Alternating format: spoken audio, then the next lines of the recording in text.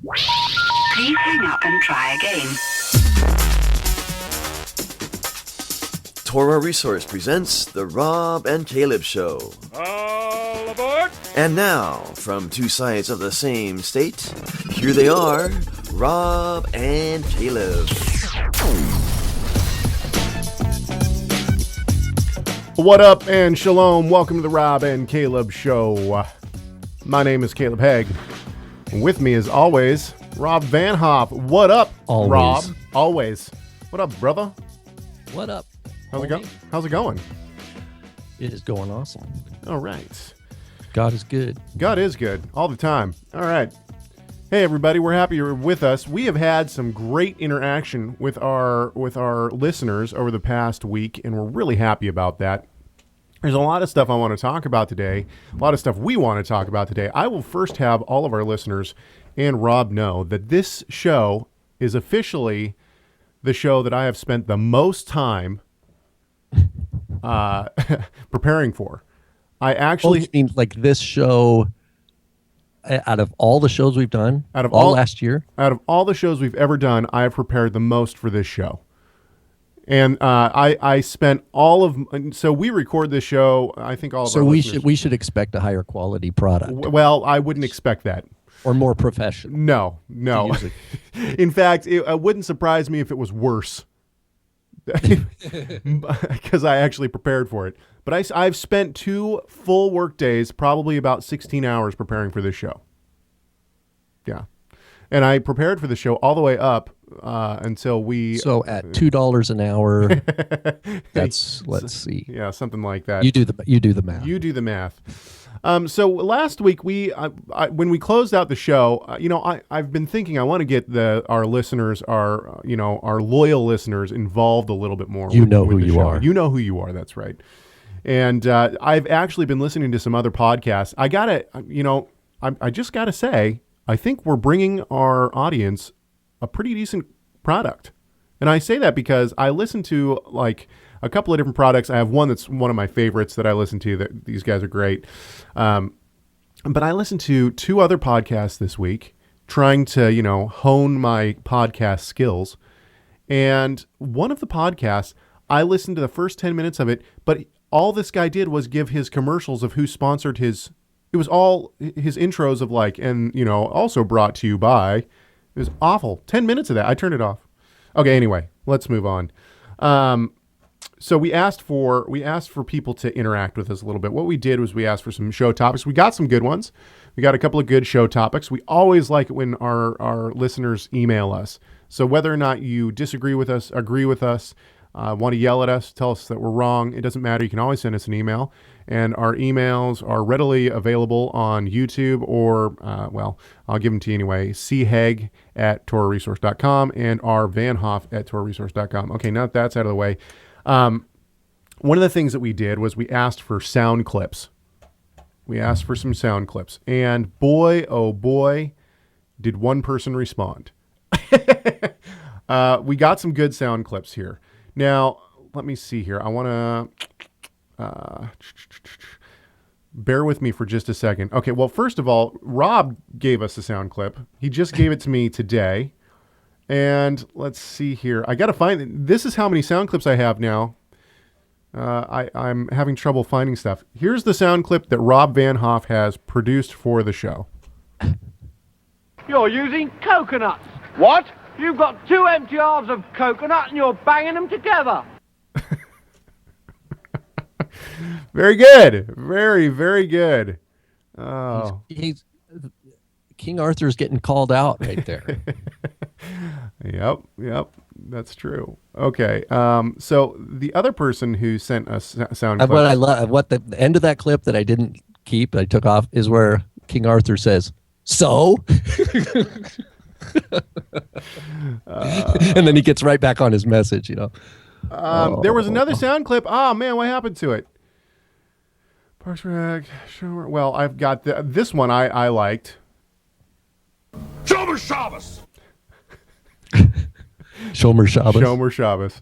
And then actually, man, I can't find the one. So our friend Joshua from Spokane, he sent us a voice clip of himself, which is actually really good. Hang on. I want to make sure that I'm not overlooking it here. And what did he call that? What did I call that? Anyway, okay. And then, so I'll find that later. I'll find it in a little bit while we're doing other things. And I'll play that for you. It's a really good one. It was, apparently haters. That's an innovation. Thank you, Joshua. Because that you guys can create your own sound clips. That's right. You don't have to be. They don't have to be from. Yeah, exactly. Popular media or anything. He sent us the sound clip of himself saying that, and it's actually really good, and I can't find it anywhere, and now I'm upset about it. Oh well. So anyway, the other thing that he sent us was 28 sound clips from Monty Python.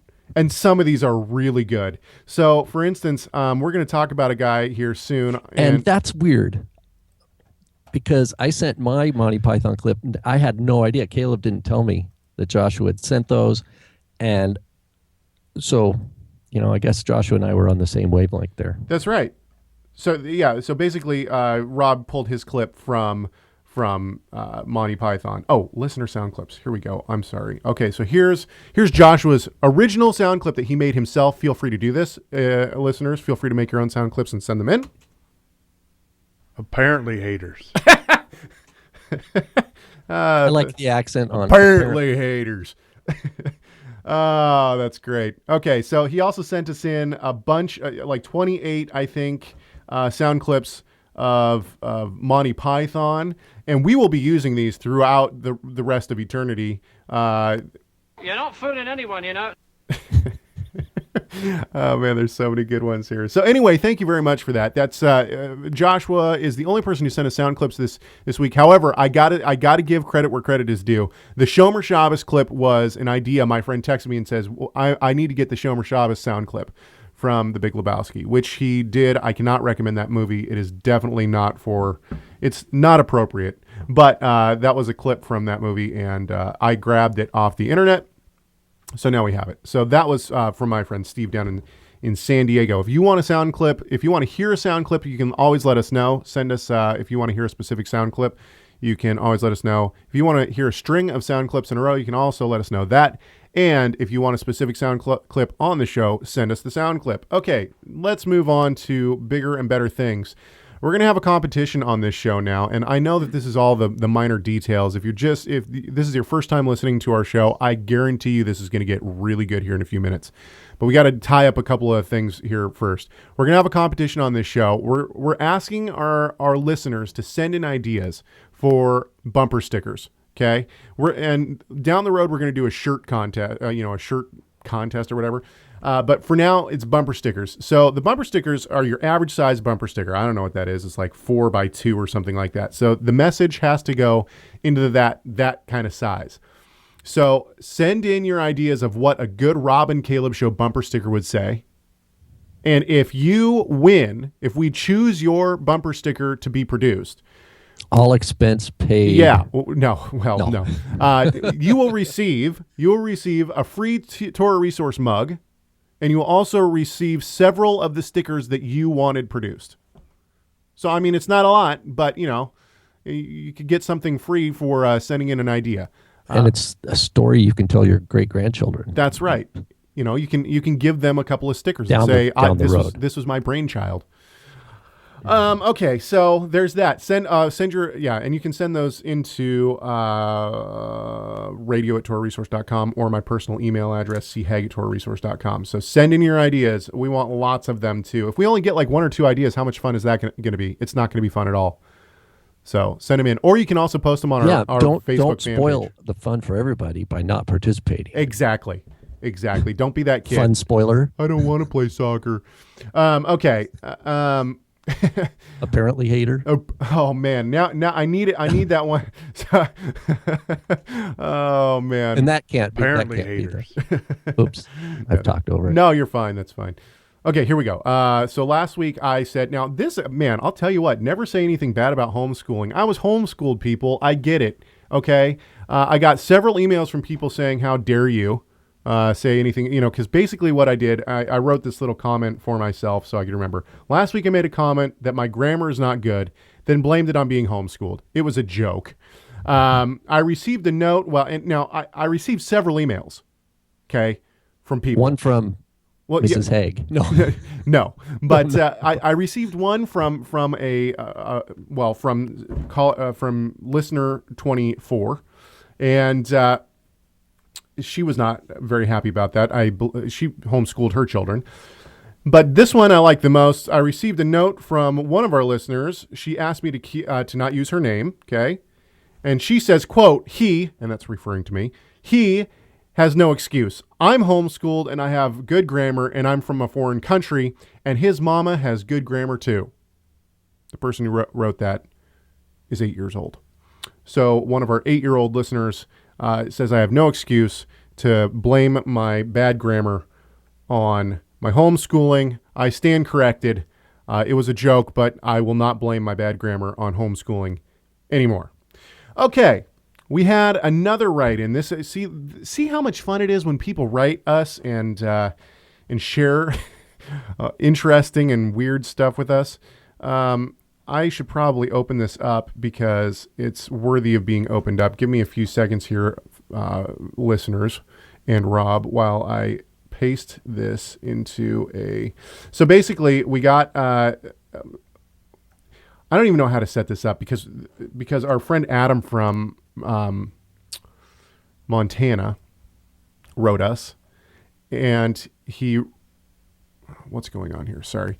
And he wrote us, he gave us 3 articles, all by the same guy. This guy gets the award. He's getting the new award. Oh, I only saw one of them. Oh man, this guy's okay. So this guy he's from Arizona. He's a pastor at a Baptist church. He wrote several articles. Which one did you see? The Beware of Going Back to the Greek in Sermons? Yeah. Okay, so we'll talk about that one, and maybe we'll talk about some of his other ones at later times. I'm only going to read his bullet points here. This is an article he actually wrote, and we're going to give this guy the award. The actual thing is called, the actual title of the paper is called "Beware of Going Back to the Greek in Sermons." Okay, so basically what he's saying is, and this is no joke, he's basically saying the King James Version Bible is inspired, and if it's good enough for Jesus, it's good enough for us, kind of a thing. Okay, here are his bullet points within his article. Doing so, this guy's name, by the way, is Stephen L. Anderson, and I looked his name up on YouTube. Good gracious, this guy has some interesting things. He's got some bad press before. Anyway, so these are his bullet points. Doing so implies that this is going back to Greek in your sermons. Doing so implies that there are hidden meanings in the Bible that only someone who knows Greek or Hebrew can reveal. Well, if you want to read the Bible, and really understand it's not that it's hidden. It's just the language it's in. Exactly. No doubt. I mean, it's just a different language than you speak. Yeah. That's all. Okay. Doing so implies that the Bible we preach from is not completely accurate or fully translated. Well, the King James Version is not fully accurate. That is true. Number 3, the tendency among preachers is to not be fluent in Koine Greek, but rather to blindly rely on lexicons and other man-made study tools. He's actually right about that. That is a trend, and it's a bad trend. And we could probably substitute Hebrew for Greek and at any time here and talk about these same points. Yeah. Exactly. 99% of pastors are nowhere near as qualified as the King James Version translators, yet they flippantly correct the translation using their amateurish knowledge of Greek. Let me just say this. Okay. Yeah, let me just say this. I interviewed Dr. Daniel Wallace at the SBL. That interview, I think, is going to happen in April. We're going to air it in April on Torah Resource Radio. We talk about the King James Version Bible and the standardized texts and all these kind of stuff. And it's basically to say that the King James Version Bible is the most accurate translation is simply not true. And to hint, to make a judgment about someone who's teaching from the Greek, let's say Dr. Wallace, as like an amateurish, dependency. Obviously, it would take someone who's actually studied Greek to be able to to actually know whether someone was an amateur or not. You know, so it sounds like this guy is been confronted with people teaching him about probably, hey, the King James is wrong here. Look at the Hebrew. King James is wrong here. Look at the Greek. And he's like, he can't reply with any sort of education based on Greek language. So what he says is, well, you can't play that card. Foul. We don't teach direct. We don't do that. We don't go from the Greek. We go from the King James only. By the way, we got an email. This was I think 2 weeks ago. We got an email saying that we keep downing Strong's numbers. Well, quite frankly, yeah, we kind of do. And the reason why is because people don't realize that Strong's numbers is not a lexicon. It's not a dictionary. It's not a lexicon. And so if you're using Strong's numbers, you're going to run into significant problems. Strong's numbers is not a good tool to use to try to translate your Bible. That's not if you're going to. It's not. It's like painting with numbers. Yeah, exactly. It's if you're going to do that, read the King James. Yeah, we gotta. If you're gonna use Strong numbers, then you might as well, like, to do all your research, you might as well just do all your research from the King James Version Bible.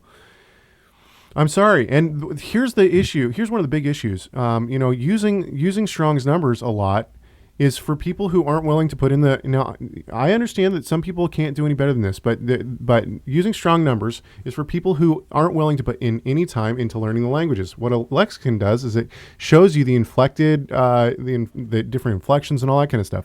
This is necessary if you actually are trying to write papers and whatnot for within the biblical sphere. And what Strong's numbers does for you, unfortunately, is it only gives you a very narrow scope of what a word means to the King James Version Bible as a blanket statement. So you have you don't have any ability to see the wide range of meaning of a word and use it within context. It's a dangerous tool to use if that's the only thing you're using. So I'm sorry if people are offended by that, but it's just the way it is. Okay, so anyway, and this is this guy's Steven Anderson, L. Anderson. His last bullet point on this article: if the pastor goes back to the Greek, most listeners have no clue whether or not what he is saying is true and must blindly trust the pastor. This is a great point. This guy is so out to lunch. He is. One of the other articles that our friend Adam sent us was by this guy was that Jesus didn't wear a dress; he wore pants, and I thought he meant that like figuratively, like I wear the pants in the family. No. He takes the word in the King James Version Bible, trousers, and says that Jesus literally wore pants, and that he had to because otherwise he'd be wearing a woman's garment. So this guy, Steven T. Anderson, is going to hold So when James talks about gay apparel is that the King James? Or gay raiment, like the person who comes in, and it means like, fancy clothes. I wonder how if he reads that like contemporary meaning of words back into the King James, and but yeah, I mean that's this guy anyway. If you for our listeners, if you get a hold of any of this stuff, it would discourage. It seems like if I went to his church, I would. It seems like the Hebrew or Greek, the Bible language has now become even scarier. Like it's something I can't even go near. He wrote a whole article on how seminaries and Bible colleges are against the Bible. They're they're spoken like you're not supposed to do that. It's a sin to basically go to those. Anyway, so he gets the award of King of the Wackadoos. And that's going to be one new award on the show. We already have the Waves Award. Now we're giving King of the Wackadoos. And this is the sound clip for if someone gets throned. King of the Wackadoos. I'm invincible! You're a loony. All right. So Steven L. Anderson now is King of the Wackadoos for the Rob and Caleb Show. Thank you, Sir King. And now we can get on to the real... The runner-up. The real meat of this program. I know that we've spent 20 minutes talking about this kind of stuff, this kind of passing stuff. But now we're into the meat of it. So let's set this up a little bit. A couple weeks ago, I think maybe 2, maybe 3 weeks ago, somebody at at the congregation I attend came to me and said, Caleb, have you heard about this new video that 119 Ministries put out on the Copper Scroll? I said, no, I haven't. He said, well, you should look at it. I said, well, is it good or is it, he said, well, I just want your opinion on it. So he kind of left it at that. And I kind of forgot about it, to be honest with you. And that is until about 3 days later. 3 days later, I got an email from someone who said, a gentleman named Jim.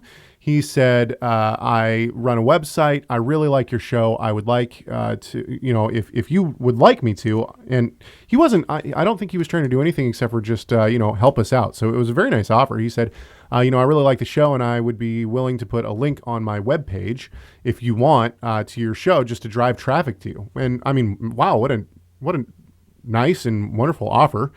And so I jumped on the website. And lo and behold, it is something called the Copper Scroll Project. And this is actually the same thing that 119 Ministries started backing, which is the Copper Scroll Project. And so I thought, oh, okay, well, that's interesting that my friend just told me I should check out this video.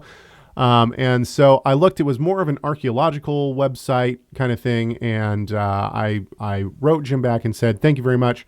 We try on the Rob and Caleb show to talk about, matters of faith and practice. And that doesn't really hold with the same theme as your website. And, there are some people on your website that have endorsed you and there's nothing wrong with that because you're running a archaeological website, but we don't want to be associated with these people theologically. So we would rather, we're just going to have to say no for now. And he wrote back and he was very kind about it and said, okay, no problem. And, so honestly, that interaction was, I kind of thought that was done. It was over. But then I got another email saying, have you seen this video by 119 Ministries? I'd like to know what you think about it. Blah, blah, blah, blah, blah. Well, that's 3 times within like 1 week that I had now heard of the Copper Scroll Project and 119 Ministries backing it. So I started doing some research. It was kind of like the persistent widow. That's right. In a different manner. The door kept knocking. So you're like, okay, fine. I'll look. I'll take a look at it. So I did take a look at it. And instantly I thought, well, this is interesting. I'm going to, They've got really nice video production skills. I'll say that. I mean, they've put some time into their graphics. That's 119 Ministries. Yeah, I mean, or at least the one I saw. Okay. Well, let's say this. There's four videos up on this site. There's There's 2 on the Copper Scrolls. There's one part 1 and one part 2 on the Copper Scrolls, and then there's 2 that essentially 119 Ministries has now produced and backed. And these ones have really slick graphics, and they have the narrators have really nice radio voices, and it's very well produced, and you can tell that it's a 119 Ministries production. Now, look, which one is the Copper Scroll Project 2 on YouTube, part 2? Yeah, it's just Copper Scroll Project part 2. So is that one of the nicer ones? No, that's the one no. I think that's not one of the nicer. No, that one was done. I think. Now I could be wrong about this. I don't. To be honest with you, I don't know. So maybe I shouldn't even try to guess. Okay, all right. But to me, it doesn't look produced the same. Part 1 and 2 seem as though they might have been earlier, and then the new ones that came out that have 119 Ministries names on them look like they were probably done with the cooperation of 119 Ministries. That's my guess. So anyway, we're going to talk about this for the rest of the time. At first, I thought this was going to be just a passing little segment, like maybe 5 minutes. No, it's not. This is going to be I think this is going to take up a lot of our time. So let's start with one of the claims that I heard on this. Okay, so this is by the one one of the ones produced by 119 Ministries. This is the first thing that I watched, And this is it started to baffle me a little bit. So let's listen to this clip. Okay, here we go. An ancient document written in the 1600s called Emek Ha-Melech, or Valley of the King, records the history and gives details about the scroll. It informs us that the material used to record the information on was a luakno hoshate, or a copper sheet, verifying that there was indeed a record made of the buried treasures, and the record was written on a copper scroll. Okay, let's stop right there for just a second. Now we're gonna play some more clips of basically what's going on. Let me set up the copper scroll real quick for everyone. In 1952, this is when all the Dead Sea Scrolls were being discovered. Okay, and they're going into these caves, they're doing these excavations, and they're finding all these different scrolls. Well, they found one scroll, and they've called it the Copper Scroll. And the reason they called it the Copper Scroll was because it was basically written on a huge sheet of copper. Okay, and basically what this copper scroll is a treasure map, essentially. Now, there's a lot of different debate among scholars about what the copper scroll is and how it all functions, okay? But let me just read, like, for instance, let me read the first, I have it up here. Okay, so this is the copper scroll, and this is the very beginning of the copper scroll, okay? In the ruin that is in the valley of Ahor, under the steps, with the entrance at the east, a distance of 40 cubits, a strong box of silver and its vessels, 17 talents by weight. Okay, so and it just keeps going. You know, in the sepulchre, in the third course of stones, 100 ingots of gold. In the big cistern that is in the courtyard of the, so on and so forth. So basically, ever since 1952, when this copper scroll was discovered, there have been different people with different theories. There have been people that have tried to find this treasure. It's obviously a lot of gold and silver if it's real. Some scholars think that it was more of a modern day hoax. That's not really a widely accepted tradition, but some scholars have said that it's a modern day hoax. Others say that it's an ancient hoax. So in other words, it was something that was made as a hoax and you know, somebody had an extra sheet of copper and they decided to write down a treasure map and give it to their kids or whatever.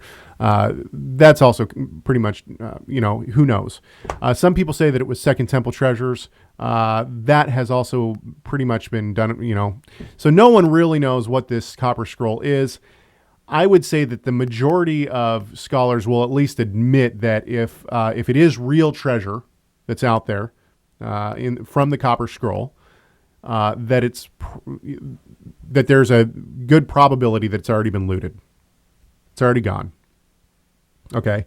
And so basically what Jim Barfield at the Copper Scroll Project has done is he said, no, I figured it out. Okay. I figured out the Copper Scroll. It's all around. I know where it is. I know where the treasure is. And where does he say it is? It's at Qumran. That's what he says. He says it's at Qumran. Okay. So, I'm going fast. Do you want to jump in here, Rob? Is there anything you want to say about that? Or have I nailed it? Go ahead. Okay. I'm fine. Okay. So basically in this clip that I've just played for you, and we're going to listen to the rest of it now. So in this clip that we're listening to, what they're saying is, we're going to get to the second Maccabees claim here in just a few seconds, but basically there are two books that Barfield has really put a lot of weight on. Second Maccabees 2, chapter 2, and then this book, which they're describing now. Okay. This book that they're describing now, they say it's an ancient manuscript. Okay. When I think ancient manuscript, I don't think like America was being formed. I think like, first century.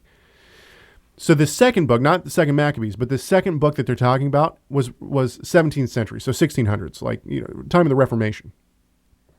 So I'm not sure why in the world anybody would ever think that a rabbinical writing from the 17th century would have any bearing whatsoever on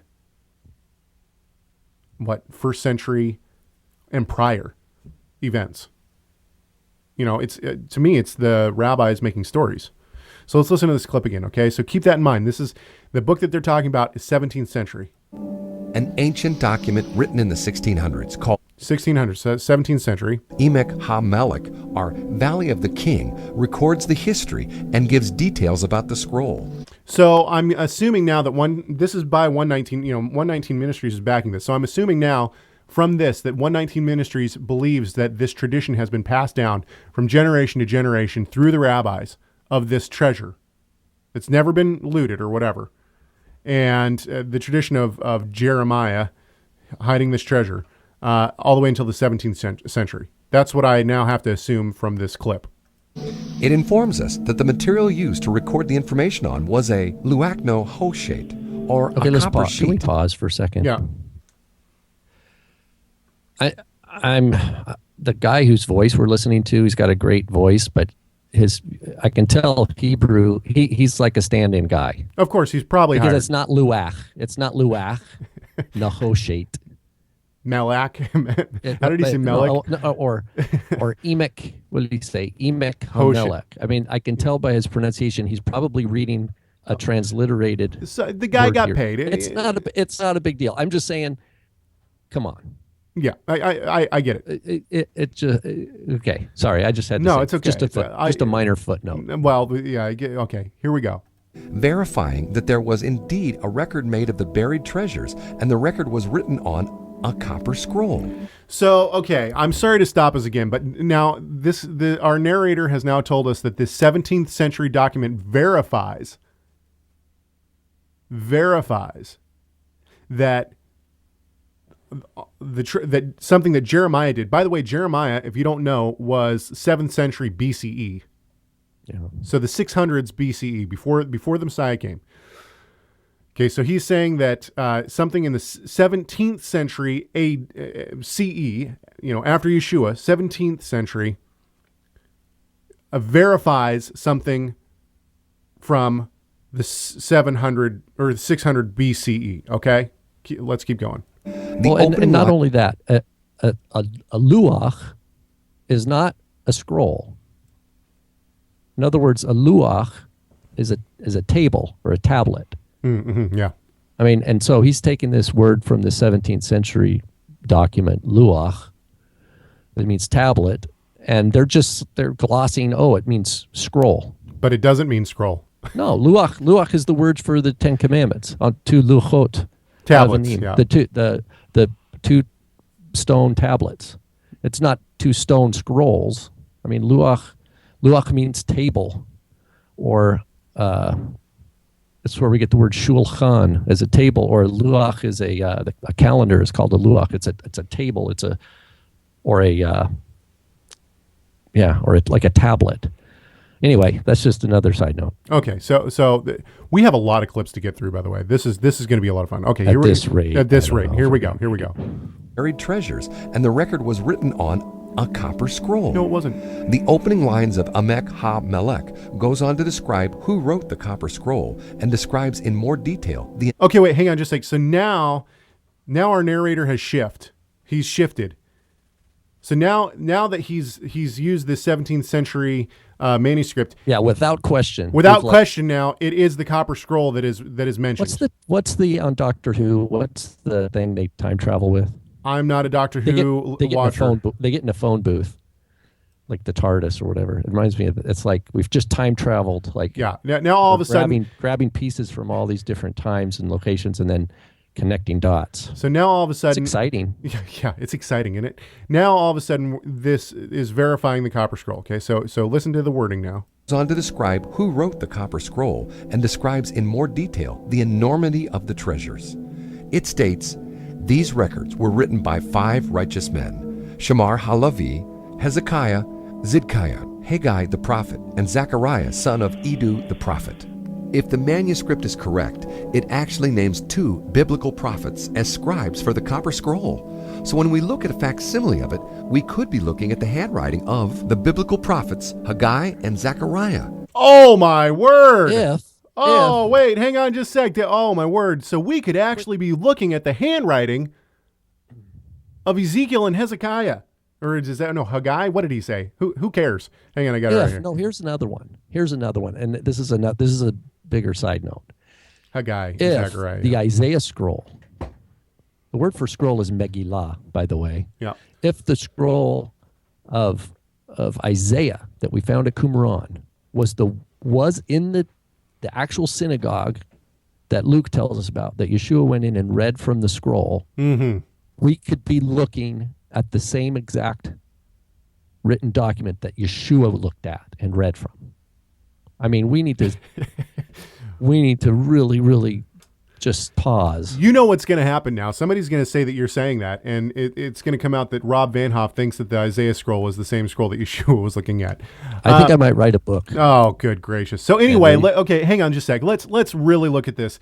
So in this video now produced by two groups, which is the Copper Scroll Project and 119 Ministries, what they have now claimed is that if this is all true, okay, if this 17th century document really reflects back, on 600 BCE, that Haggai and Zechariah, which actually was a little bit, they're more like 6th century. So we're talking like 520 to 490. No, 520. I don't know. So sometime in the 520s, okay, is when Haggai, Zechariah were around, okay?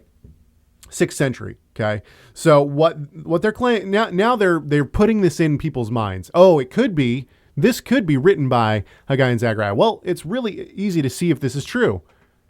You know how that would be? Well, we look at the paleography. Okay, the paleography, and that means the letters and the writing of the scroll itself.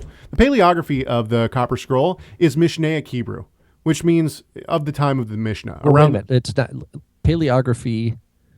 I mean, yeah, the writing style, the choice of words, and the font. The way it's spelled. We've gone back to fonts again. Look, the font, okay, alone has been dated to 50 to 100 CE. Okay, so basically, to say that Haggai, Zechariah, or Jeremiah, or any of these guys wrote the Copper Scroll is like if I were to say to you, Rob, hey, I just found a document and it's also got Greek letters in it. Yeah, it's got Greek letters in it too. The Copper Scroll does. But it would be like me saying, hey, Rob, I just found a document. It's written by George Washington, and he wrote it in Times New Roman. Or he wrote it in Garamond or Helvetica. Those are fonts that weren't invented when George Washington was around. So to say that Haggai and Zechariah or Jeremiah wrote this scroll is absolutely nonsense. And not only that, but every single scholar, there's not one scholar who dates this one archaeologist who dates the Copper Scroll as being written before 50 CE. Not that I can find, at least. Not one. Jim Barfield of the Copper Scroll Project, who, by the way, is not an archaeologist, nor does he trained in Hebrew, and he admits that he's not trained in Hebrew, doesn't know Hebrew. Doesn't speak Greek, nothing. He's never done any archaeology. What was he? He was a investigator. He was I believe he investigated arson fires, or I don't know. Anyway, I'm not even going to try to misrepresent the guy. So this is the opening statement that I basically get from 119 Ministries. They're backing this project, the Copper Scroll Project. 119 Ministries, look, they're all over my Facebook page. People are constantly posting from, this picture or whatever from 119 Ministries or this article from 119 Ministries. Their motto is test everything. Test everything. They must have screwed up before they got to this one, because it doesn't look like they tested anything on this. We're going to go to the next clip. Check this out. So that was the first introduction that I had to the Copper Scroll Project. And then I moved on to this. And this is where we're going to bring in 2nd Maccabees, okay? In the book, 2nd Maccabees, 2nd chapter, Jeremiah was en route to Mount Nebo. It talks about this in considerable detail. And he was taking with him the Ark of the Covenant, the tabernacle itself, the table of showbread, altar of incense. He was taking all the furnishings of the tabernacle. He was taking them in the direction of Mount Nebo, but it says as he went in that direction, That's not what it says. We're going to read it here in a second, but keep listening. He went in that direction.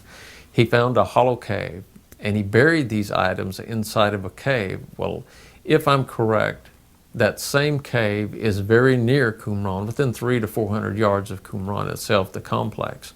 Okay, so basically, let's read what it says from 2 Maccabees. It is recorded also that, in obedience to a divine command, the prophet gave orders for the tent of meeting and the ark to accompany him, and he went off to the mountain from the top of which Moses had seen God's promised land. That's where he gets Mount Nebo. But I don't. That wasn't the mountain, was it? When Moses looked in on Israel from the top of the mountain, that wasn't Mount Nebo, was it? It's the mountain that he. That's a good question.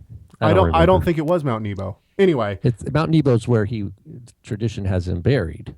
Yeah, but not right? where he. That's where he. But not where died. he. But not where he looked. Right. Not where he looked over the.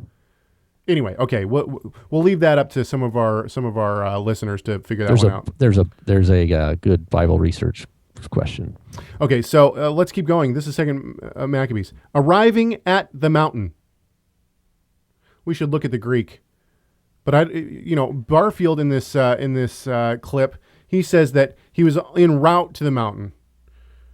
But I looked at this and it says arriving at the mountain. Now, I will be honest, I did not check the Greek and I should have. That was one of the things that I should have done before I got on here. But I'm pretty sure, let's see here, do I even have my... But what's his point? I mean, why do we even want to get into 2 Maccabees? Is he saying this is like scripture? Is he saying that? And that's okay, so there's so many issues, there's so many bad issues that are going on with this reference to 2 Maccabees. Basically what he's doing is he's saying this, that Jeremiah had all this stuff, and what he really did was he stopped at Qumran. And he buried all this stuff at Qumran. And that what the Copper Scroll is actually...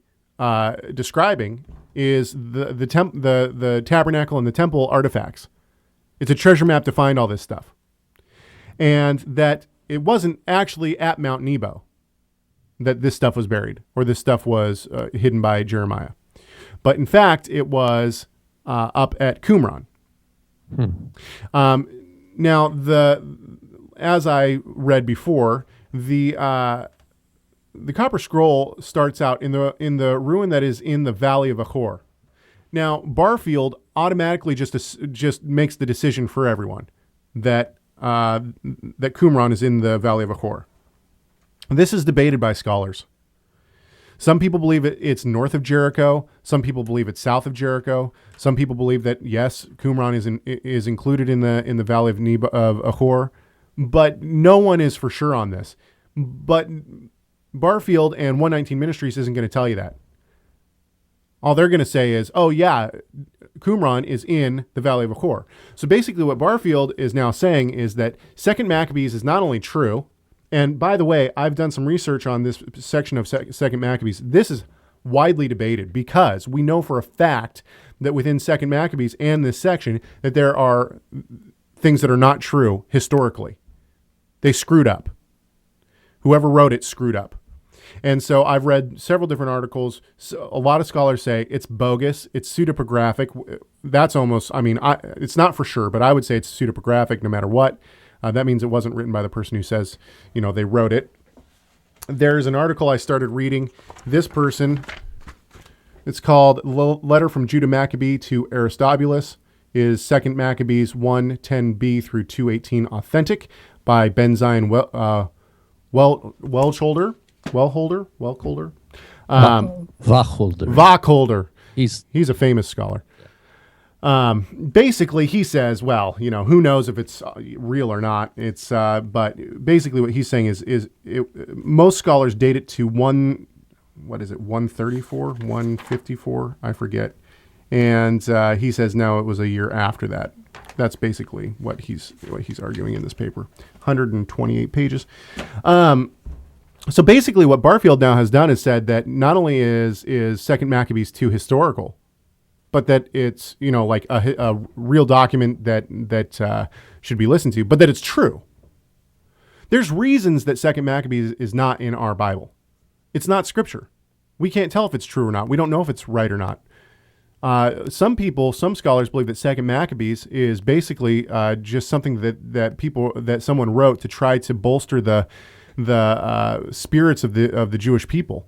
In other words, we're going to we're taking back the temple, we're doing good kind of a thing. And let's produce something that's really going to, give. And there was a sense of loss of we're going to rebuild the temple, but we don't have the things from the original tabernacle. Yeah, exactly. In other words, we don't have the Ark of the Covenant, and that would have been a big discouragement. And so a message like this at that time would say, oh, it's hidden and God's going to reveal it. Exactly. And that's the audience. We got to think about who heard this and how were they encouraged by this message. It's not scripture. Well, and not only that, Rob, but you make a great point. But the other issue too is that now what 119 Ministries and Jim Barfield have essentially done is said not only is Second Maccabees, should Second Maccabees be taken as fact here, right? But this 17th century document from the rabbis also reflects on it and should be taken as fact. So basically, I mean, we've expanded the canon. Exactly.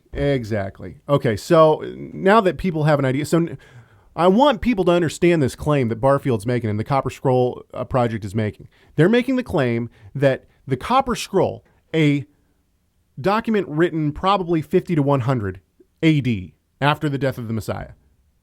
What Barfield is actually saying is, no, it was written by, and 119 Ministries, mind you, what they're saying is that, no, it was written probably by some prophets back in the 6th or 7th century BCE, which is pretty much impossible. They give zero proof on how these people in the 6th or 7th century would be writing in Mishnaic Hebrew, or that font, or even those words or anything. They give zero. Yeah. Okay, so let's go to figure out how he figured out that Qumran would be the place. Okay, and I got to find this clip here. This one is interesting.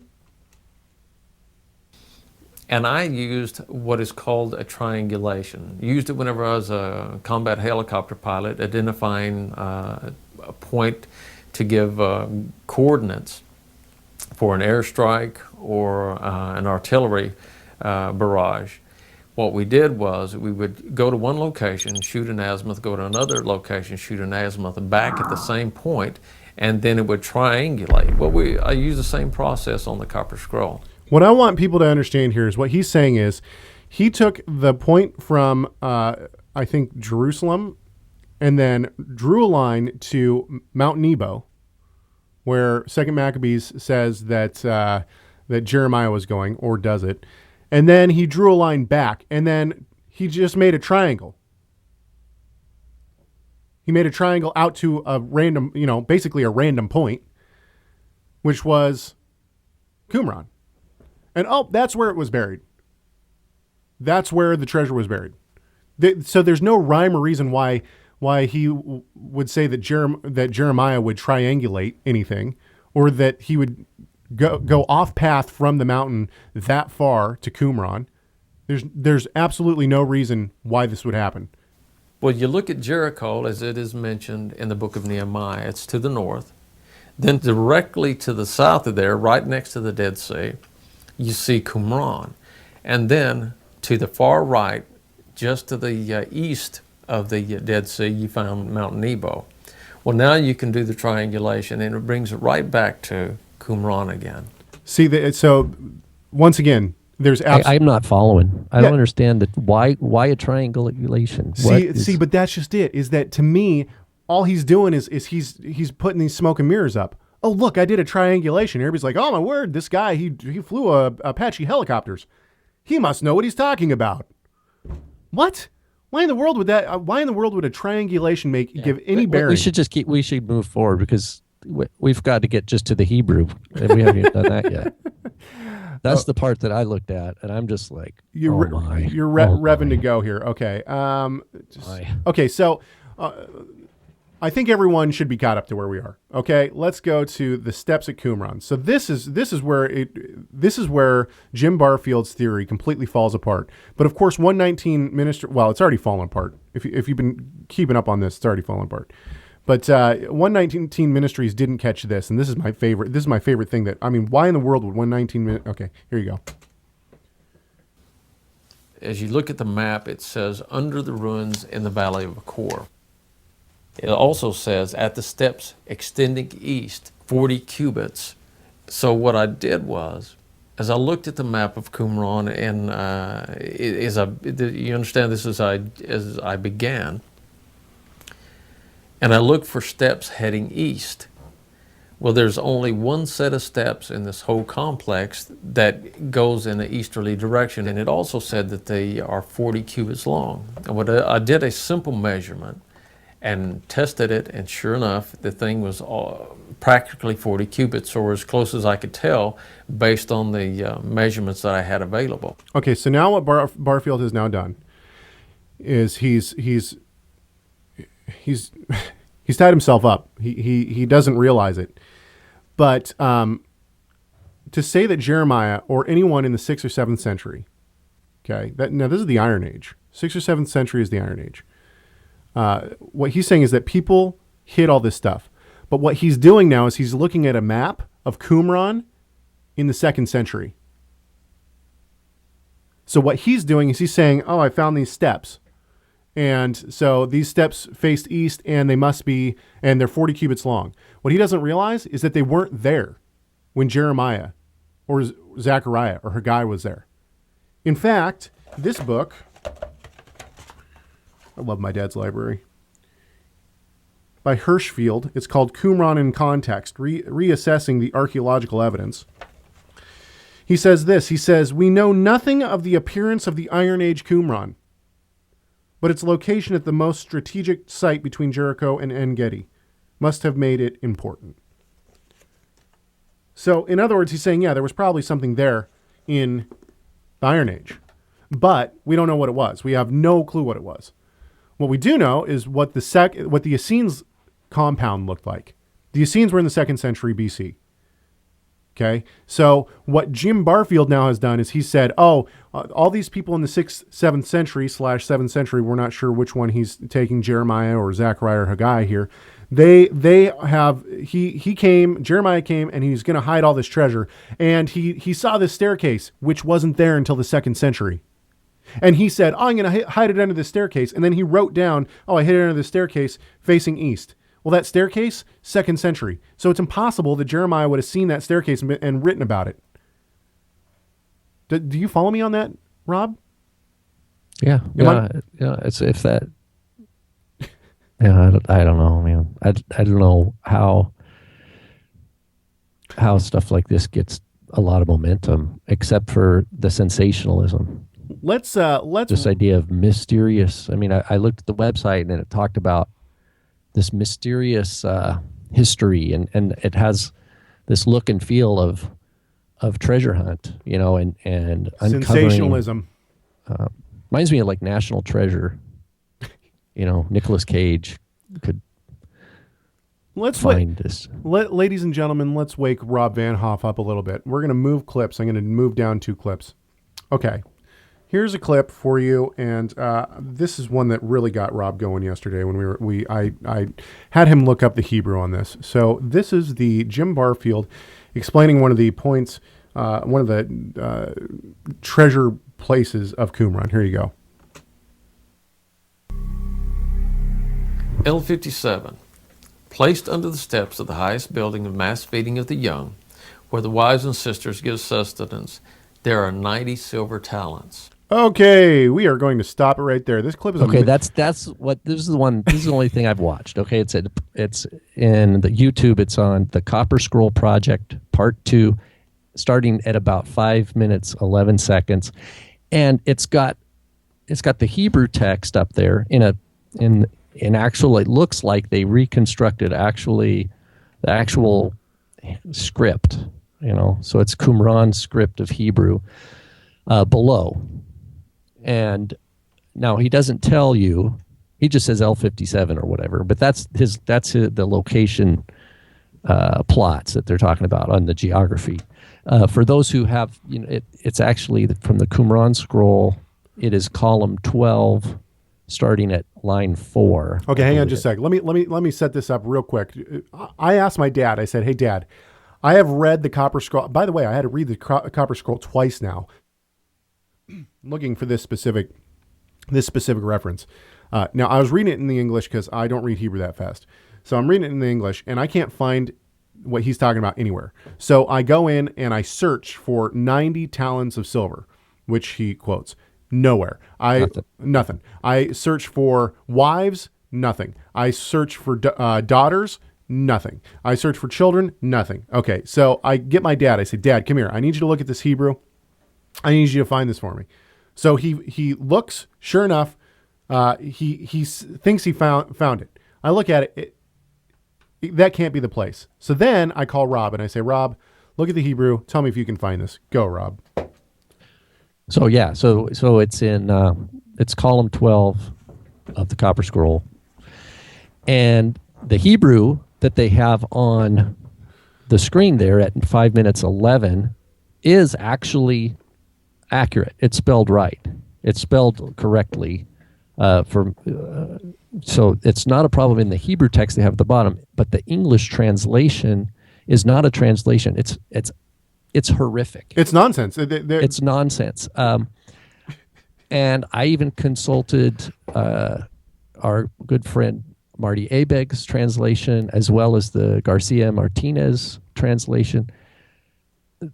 My Should we listen to his one more time so that our listeners can hear exactly what he said? Okay, hang on just a sec. Let's get back to it real quick. So, ladies and gentlemen, go ahead and take a listen to his translation again. L57.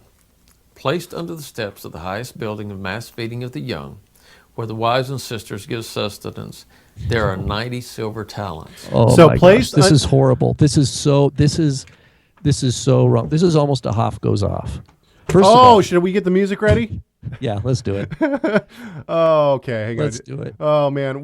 Here, while you find that, I have to the very first Hebrew words on that you see at the 5 minute 11 segment there on the part 2 video is Bahar Gerizim, on Mount Gerizim. So it's in Hebrew on the screen of their video, but they don't put that in the text because that throws that's a big monkey wrench. I don't know why they even pasted that Hebrew text onto the screen, except that the person who created the video doesn't read Hebrew, and they were just told, here, paste this up here, and then we're going to put the English translation over it. And what they do, so they have Hebrew text on Mount Gerizim on their screen, but they don't know that that's what it says, and they're not representing that then in a translation. That's point 1. Do you have a clip? Do you have our song? Of course I do.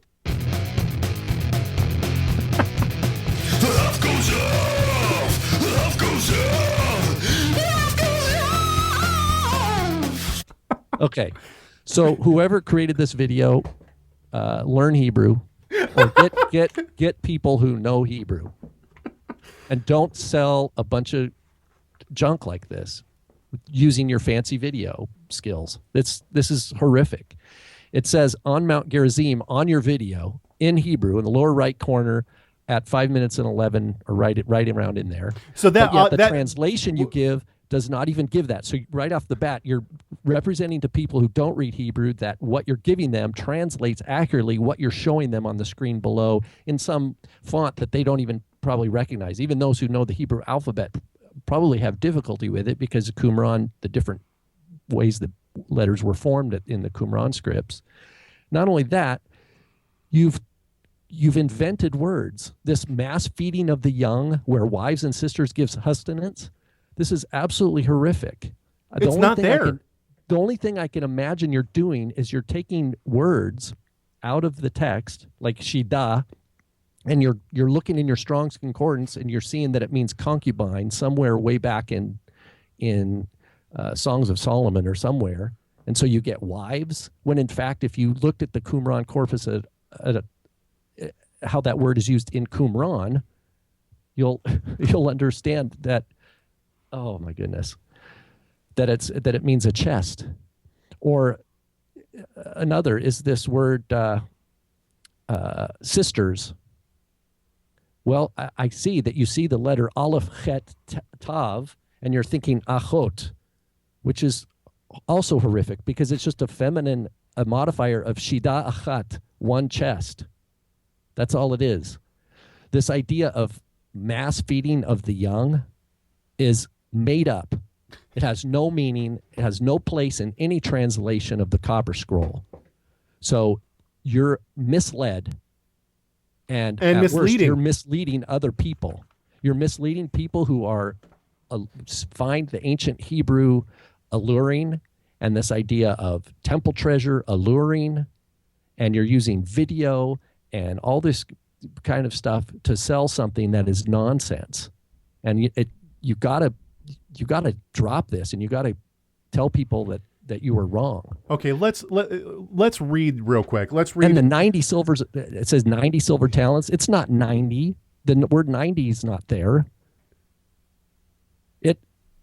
This is just absolutely. Okay, so give us your horrific. Translation. Give us your translation. I think what he did is he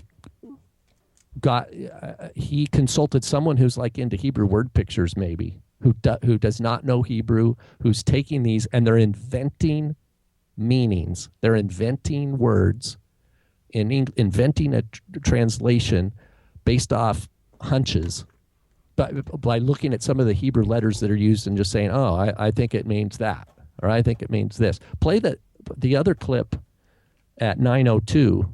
The same video, so Copper Scroll Project Part 2. I don't think. hang on, I don't think I actually have that clip. I apologize, Rob. I don't think I have that clip. But you have it, right? I can read it to you. Let's see here. Hang on just a second. I might actually be able to find it. Give me just a second here. Yeah, read it to us. At 9:02, they say, this is, I believe it's Jim Barfield reading, but this is his translation. Now, again, they have the Hebrew, like they did of the first clip we talked about. They have the Hebrew text there, which looks accurately transcribed. So it looks like it is authentically the Hebrew of the Copper Scroll, but the translation they're giving is equally horrific as the first. This is what he says. It says, all the weight is counted, placed in the north heap of color, in the dry north entrance that is buried by the edge, is another copy of the record that explains the anointing oils, the wealth, and the scattered words. United, they are one. That heap of color is important for his whole theory. The heap of color, they're taking this word which means blue. Well, the scholars translate this as a place name, but they're insisting that it means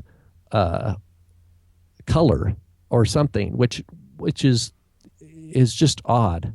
And buried by the edge, Kvarin al Peha. It's not buried by the edge. It's graves near the mouth, that is of the petach, of the entrance here. But he takes this buried by the edge as like, then he starts thinking in English, buried by the edge, and he's trying to understand that. When he talks about the anointing oils, it's mishkotehem. Throughout the Qumran, mishkah is a unit of measurement.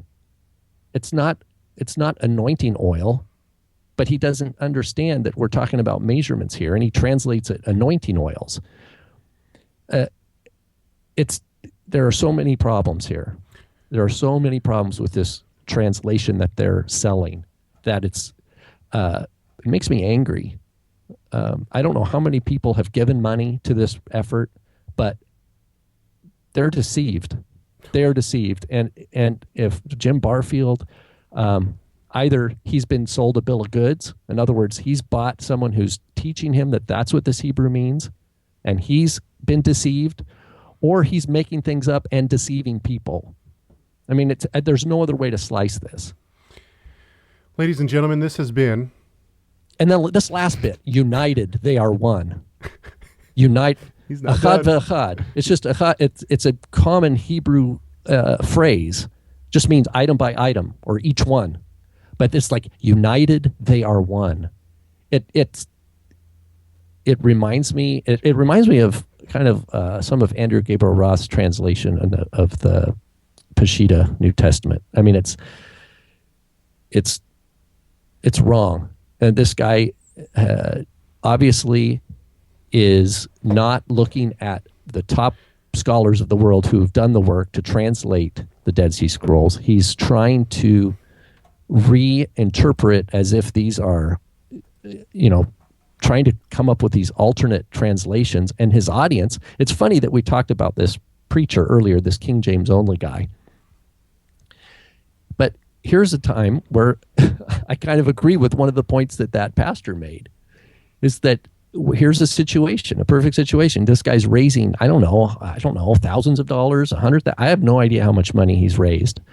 They're paying for some nice video, I know, and traveling and extensive stays in Israel and things like this don't come cheap. And the website they have is really nice. That doesn't come cheap. But I'll tell you one thing, this guy is teaching as if what he is presenting is coming from this Hebrew text. Let's just set aside the part that all the other things about the 1600, the document from the 1600s and the second Maccabees. Let's just set all that aside. And I'm just looking at his presentation of this Hebrew text and the fact that on their video they give Hebrew text. It looks all authentic, and then they're telling us and they have this music, this music in the background, and he's reading these translations that are nonsense. It's nonsense, and I'm just telling you, if you've given any money to this, you need to complain. You ask for your money back. This is junk scholarship. This is junk scholarship if I've ever seen it. And it's wrapped up in a nice, tidy bow, and it looks all sharp and fancy. It's junk. Ladies and gentlemen, this has been an installment of The Hop Goes.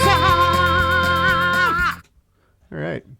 Let's move on to another clip. That was fun. That was our first official installment. That's right. First official installment of The Hop I Goes Up. think it's sad, it's sad that Barfield doesn't know Hebrew. So he's being fed this, and then he's just running with it.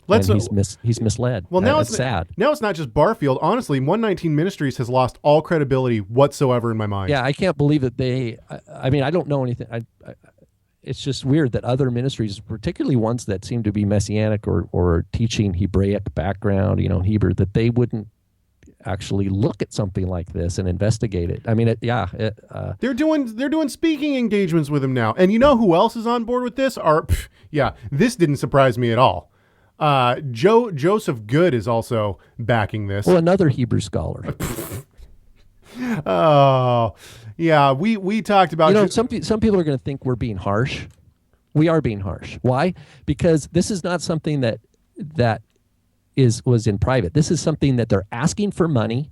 They're going around marketing. The guy contacted us. I never heard of it. The guy contacted us. They're telling people to contact the Israel Antiquities Authority to let them dig. Hang on just a sec. Okay, so let's move on. Let's okay. Okay, so this is 119 Ministries. This is the video that they've now helped produce. Check this out. This is awesome. First, next to the Temple Mount, Qumran would become the second most important place in Israel to those that believe in God and His holy scriptures. What? Says who? But why is he?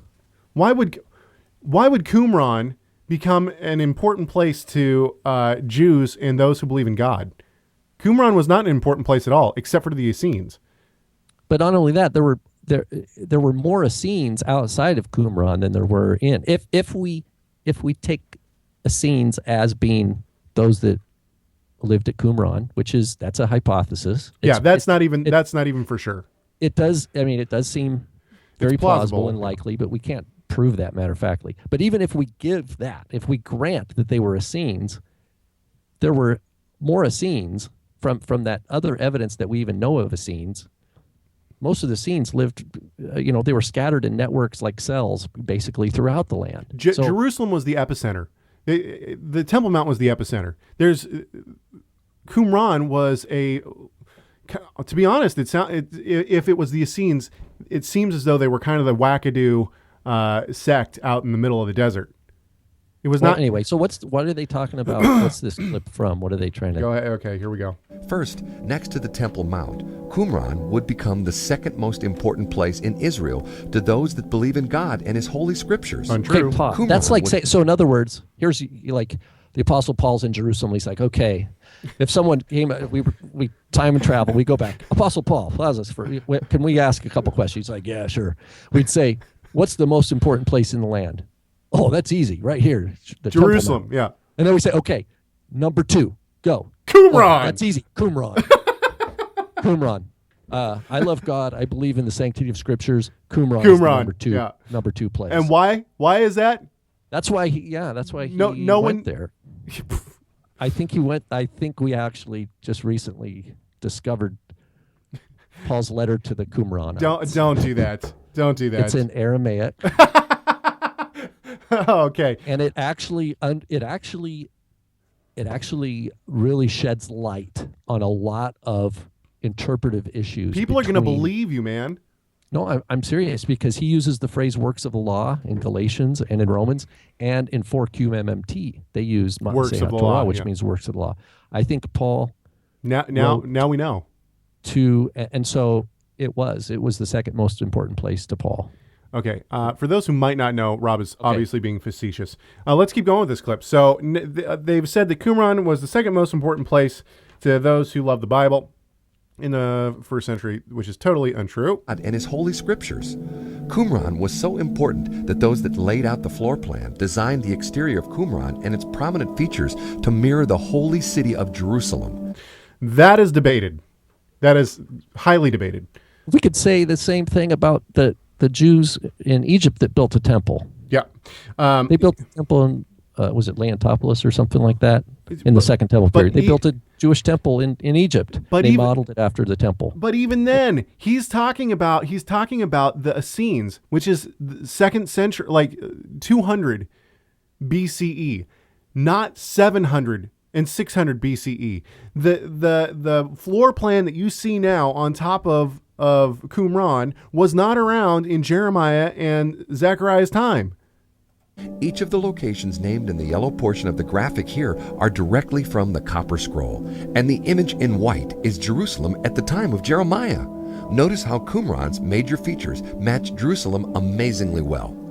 Yeah, if they now import all of this meaning from the Copper Scroll into Qumran, which obviously is nonsense.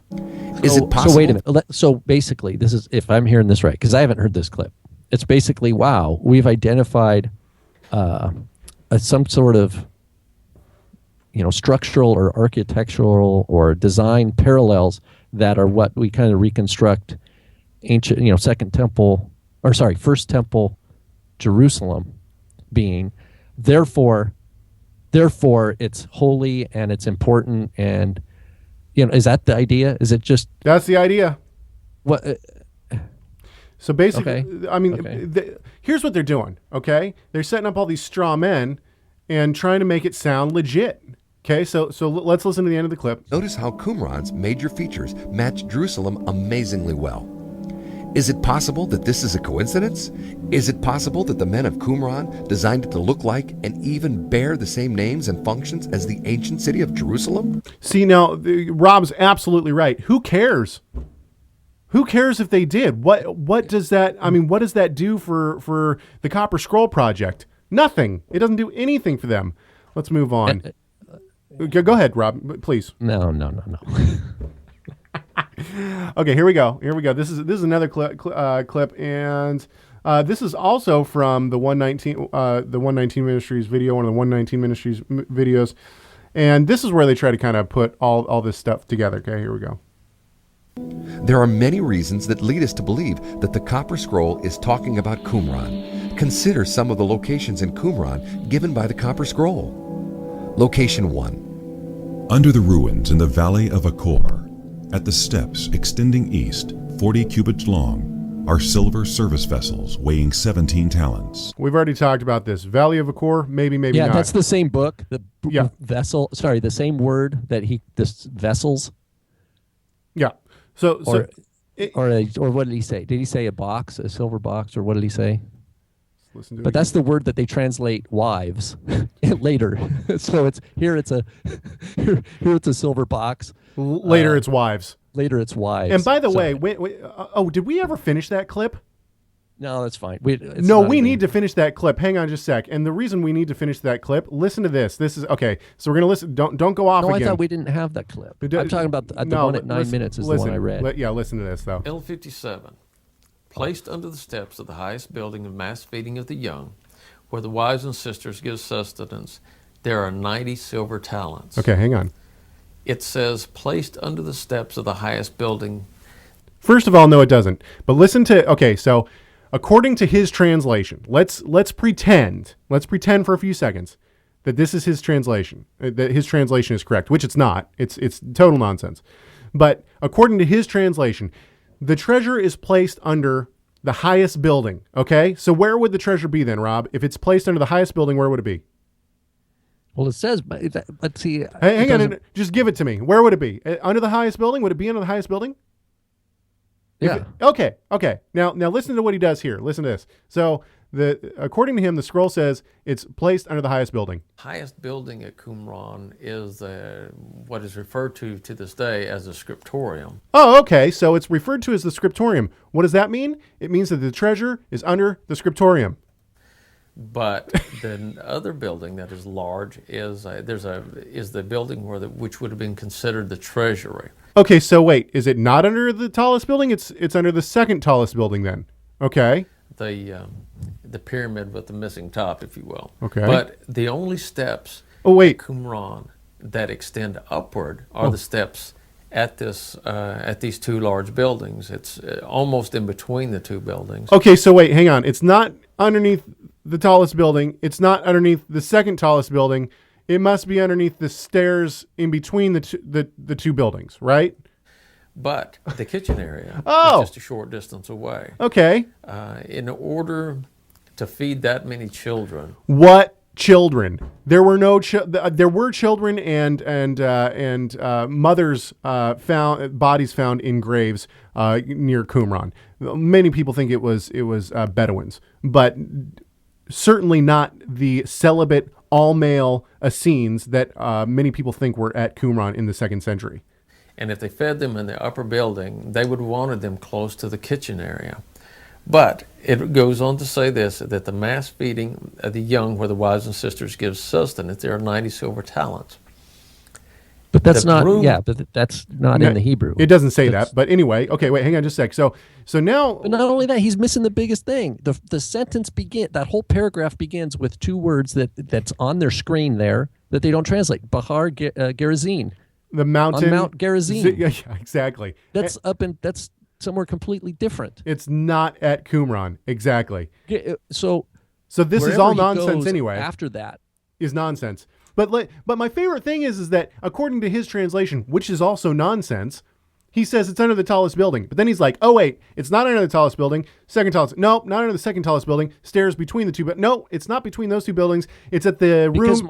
because the translation I have says mass feeding of the young where wives and sisters give sustenance. Yeah, exactly. Which is absolutely, that's like a Hebrew word picture translation. But the best part is that he goes on to basically say it's not even in that room. No, it's on the other side of that room. So it's not even in a building. Yeah. It's on the other side of this wall. This is bad. Okay. This is really bad. It is. I feel bad for him. Yeah, people. I feel bad for people who gave their money to this guy. Yeah, that's what I mean. I feel bad for people who have listened to this and got excited and shared with families and drummed up support. I really do. Okay, hang on This just a is sec. now listen to this is what 119 Ministries does. This is why we can't ever trust 119 Ministries again. These guys are out in left field now. So this is listen to the I don't know, everything's just so like it's almost magical. Listen. 119 Ministries is excited to join Jim Barfield and the Copper Scroll Project team in this earth-shaking announcement. It's an earth-shaking announcement. And what's the announcement? Nothing.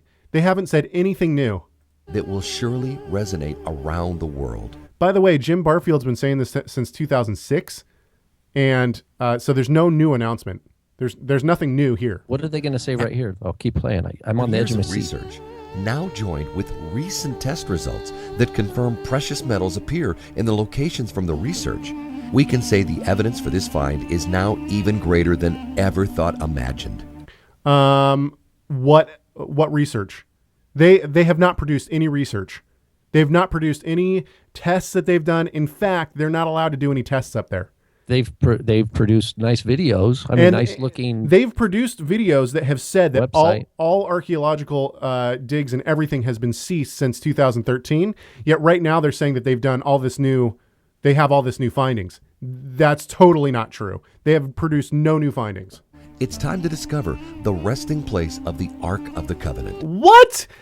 The resting place of the Ark of the Covenant? Really? Okay. Yeah, I don't know who. I like I said, I've never followed 119 Ministries or whatever, but sensationalism. That's called sensationalism. Hang on. This is we're getting to my favorite part in this clip. Hang on. And the treasures of Solomon. These items could very soon be discovered from the Judean desert. Yes, you heard that correctly. The resting place of the Ark of the Covenant, the original tent of meeting, and so much more may have truly been found. Oh, it could have truly been found. Then where is it? Since the disappearance of these items from the biblical narrative, there have been numerous claims about their location. Some actually claim to have possession of the Ark of the Covenant, but offer no proof. So wait, hang on just a second. But we have proof. We have proof. And what's that proof? They have nothing. They're not going to show us any proof. And we have proof. We're teaching translations that aren't even translations. They're imagined whims off of what I think a Hebrew word kind of looks like, although I've never studied Hebrew. Hang on, let's keep going. This is I just want to know where they get that cool music. Oh yeah, that's got to be stock. It's stock. It's stock but music. I'll tell you one thing. I like that. It's like really, really. Their production value is good. It's why they're so big.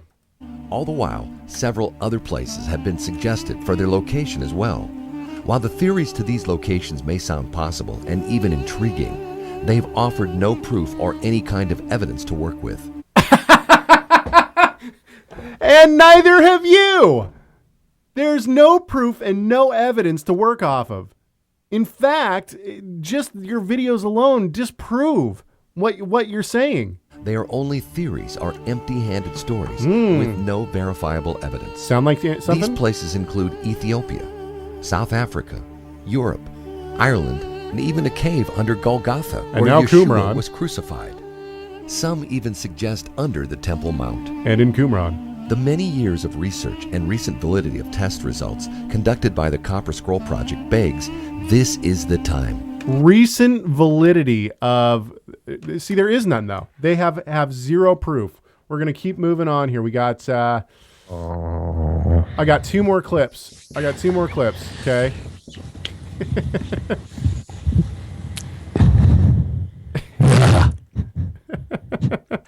Okay. We got two more clips here.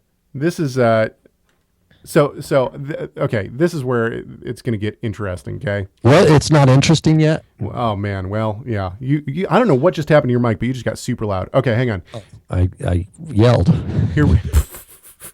Here we go, okay? Now, they're talking in this next clip, they're going to be talking about a dig done in 2009, okay? The dig done in 2009. Listen to this clip. All indications showed Jim's findings to be the location for the most sought-after treasures in all of biblical history. Within 3 years, the Israeli Antiquities Authority began excavating. So within 3 years of Jim doing his research in 2006, they started excavating. So 2009, okay? Israel's primary newspaper reported how the Israeli Antiquities Authority did the 2009 excavation based on the research from the Copper Scroll Project, but came up with nothing. The report then went out that nothing was found in the suggested locations from the research. While it's true that the excavation did indeed take place and nothing was found, the reports failed to mention that the dig was abruptly stopped for no apparent reason. The original technical agreements for that excavation were abruptly changed during the initial phase of the operation. The agreement allowed for an excavation depth of 2 meters. That's approximately 6.5 feet deep. Before that depth could be reached, it was then suddenly revised to less than 1 meter. In some places, they were only allowed to dig less than 1 foot. Yes, only 1 foot. Yet most locations identified on the Copper Scroll say the artifacts buried are at a depth of 7 cubits. That's approximately 12 feet. Okay, so why would 6 feet matter then?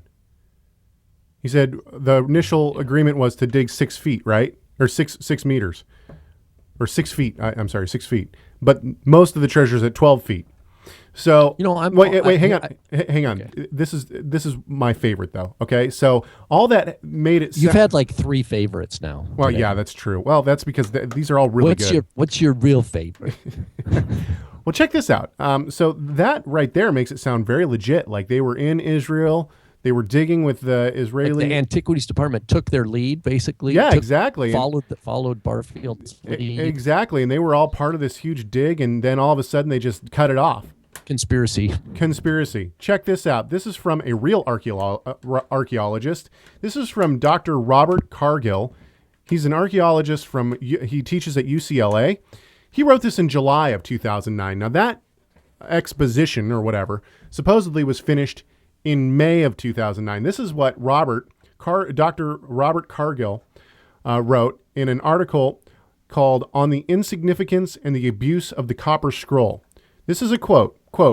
"It seems that the Israel Antiquities Authority, who Barfield claims provided the permit for his excavation, has stopped returning their calls and is no longer interested in working with them. Perhaps this is due to the fact that the Copper Scroll Project leaders have been making deliberately misleading claims about their role in the excavation. Or perhaps it is due to the network of archaeologists, scholars, and bloggers working behind the scenes asking why the IAA would take money from posers like Barfield and the Copper Scroll Project. Regardless of the reason, a few details have come to light regarding the Copper Scroll Project. An IAA representative familiar with the group says that they do not possess a license, are not permitted to dig, and are paying money to watch as observers. With only observation status, they do not lead, coordinate, or participate in any excavation. They merely watch an IAA licensed excavation and document it on video. Thus, claims that they are leading an excavation are simply untrue. Ironically, claims by Barfield that the IAA excavators are not digging in the required depth are actually true, because Barfield has no say over the excavation. The IAA digs as they wish and where they wish, and allow Barfield and company only to observe the excavation and report their findings to the public. That was at least until the IAA saw the claims Barfield was making. It appears the IAA now wants nothing to do with the Copper Scroll Project, fearing perhaps that their association with the fringe prophecy-obsessed group of Messianic Christians with no archaeological experience might harm the department's credibility. Perhaps this is the reason that the Copper Scroll Project's April 26, 2009 YouTube update overdubs the name of the IAA archaeologist they claim was assisting them in the original update. It certainly must explain Barfield's most recent exasperated claim that information correspondence from Israel has stopped. Why, I can't tell you, but my emails has not been answered since we left Israel in May. So all this that the 119 Ministries is now talking about in terms of this excavation done in 2009, not true. I wonder if did they even look at the history themselves, or do they just take in this Copper Scroll Project word for it? You know, I just... Who cares? Their motto is test everything. You would expect them to test it. That's their motto, huh? That's their motto. Their website is www.testeverything.net. Okay, well then they've failed on this one big time. According to their own words. Last but not least, this is the last clip I got, okay? This is the last clip. I want you to listen to Barfield here. This is Barfield himself. So now the fingerprint that we've been looking at through this entire portion is developed in such a way that if I were prosecuting an individual that had this many points matching, it would be open and closed case, because it'd be so simple to point out that this person was the man that committed the crime. In this situation, the greatest kind of crime we can commit is by not going back and looking at this and testing this site to ensure that these sites are not there, or if they are there, then we have an obligation, or I would think that the Israeli government would have an obligation to take these items and secure them. If that's how the criminal justice system actually works, then it is failing. Yeah, I'd like to call to the stand, a panel of experts in ancient Dead Sea Scrolls and Hebrew, to just, look at the way that Barfield is presenting the Hebrew text here, how he's translating it. It's horrific. I can't think of a word other than horrific. I mean, it's I don't know. I don't know what to call it. Well, it just makes me angry. I'm angry, and I think, my heart goes out to those souls that don't know any better, and they're listening to this, and people maybe have money they're giving to this when they could be giving that same, if they want to give to the Lord, they could be giving to education efforts. Oh boy, it's discouraging. I mean, I don't know. I hope it's just, this really bothers me. It's a bummer. It's a bummer. That's why I just think people need to stop supporting this. Don't support this anymore. It's bad. This is bad. Yeah, it's really bad. Well, then the fact that 119 Ministries has backed this is shocking. I got onto the internet. I looked at as a good amount of reputable archaeologists. There is not one reputable archaeologist who's backing this. And, throughout their videos, he keeps showing these pictures of, him with all these reputable, people from the IAA. All these pictures, I don't know if people realize this. The IAA have tourists come in all the time, daily, and present, ideas to them of where things could be and all this kind of stuff. It happens all the time. So he went in, he presented all of his ideas to them. And then he gets all these snapshots and all these pictures of these guys looking at, sitting around a table, looking all interested or whatnot.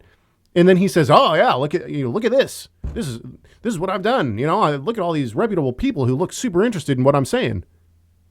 It's nonsense. It is total nonsense. Don't buy it. Don't buy into it. All right. Yeah. And honestly, I mean, I don't know what to do. What else to do? If you feel upset about it, jump on 119 Ministries Facebook page and leave a comment. Tell them that this is ridiculous. Disassociate. Tell them to go back, compare the Hebrew with the translation, and to pull and recant. Basically, to me this is damaged 119 Ministries, because now they are totally unreputable. They've made it. They've bought into something that is total nonsense. It's the blind leading the blind. Yeah, you're telling me. And that might sound mean. I'm not saying it to sound mean. I'm not saying it to put people down. I'm just using the words of Yeshua to say. He said, blind leading the blind. That happens in the world, and this is an example of blind leading the blind. No one's fact checking. No one's actually gone back and had the Hebrew skill. Whoever's reading the Hebrew from the 119 thing obviously doesn't know Hebrew. They're reading it. It sounds like a transliteration with the wrong vowels. And not only that, you've got this, apparently their motto is test all things, and they're failing at their own charter, or whatever you call it. Exactly. All right, everybody. We hope that this has been fun and enlightening. It was like a 2-hour show. No, it was like an hour and a half or something. Hour and a half. Yeah. It's hey, we're allowed to do that. Hey, don't forget to check out Rob's other show. That's right. He's cheating on me with Gary Springer, and he's doing a show called Mishlei, a conversational commentary on the Book of Proverbs. You can find that on my YouTube page, Caleb Haig, and you can also find it on Torah Resource Radio, of course, and you can also, I think, find links and updates on the website page. It is facebook.com/Mishlei. That's MISHLEI. EI Proverbs. Yeah, that's what it is. We've Mishlei had some Proverbs. great encouraging feedback from people that I've never met, or they're new names to me, even like in the Facebook world. And I just want to say thank you. That's so encouraging to get that feedback. And these are people who, some of them they make this part of their weekly devotional. You know, they have they use the screen and they can look at the Hebrew and the English, and we go through all of these words and talk about the concepts. And we're grateful that it's a blessing, helping people just through it's just another little way that we can offer a resource to help people get into the Word of God. And we're excited about it and are thankful for people praying for us that the Lord would provide, and that we could finish the whole book of Proverbs, however long it takes. If that takes a couple of years, that's fine. And then they'll have to start over and do it all again. Or we'll pick a different book or something. All right, guys, don't forget, please send us emails. We love your emails. Send us emails with show ideas. Send us emails of clips you want to hear. If you have a clip that you want on the show, please send it to us. You can send it in MP3 format. If you want to, please help us pick a bumper sticker. You can do that by sending me an email, chegg@torahresource.com. You can also leave it on our Facebook fan page, facebook.com/Rob and Caleb Show. And we hope that you have a great week. We'll be back to do it all again when we try to glorify our great God and Savior, Yeshua, the Messiah.